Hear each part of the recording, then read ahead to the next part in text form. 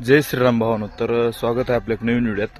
तर चला बघू. मग घरून निघालो कारण भैयाला सोडायला जायचं होतं. मग भैयाला सोडलं तिथं सोडून येऊन घरी आलो. घरी येऊन गेलो शेतात भावानो.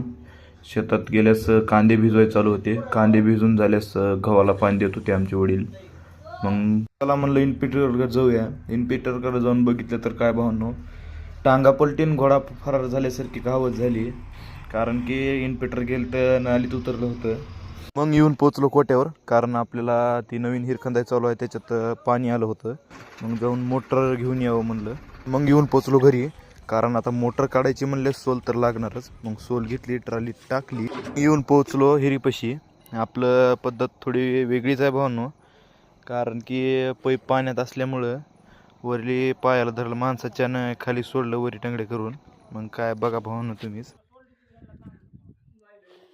मग काय मोटर काढून झाल्यास टाकली ट्रॅक्टरमध्ये टाकले. शिवून पोचलो हिरीपाशी आल्यास म्हणलं हिरा मोटर ठेवली खाली. चला भावांनो भेटूया पुढच्या व्हिडिओत.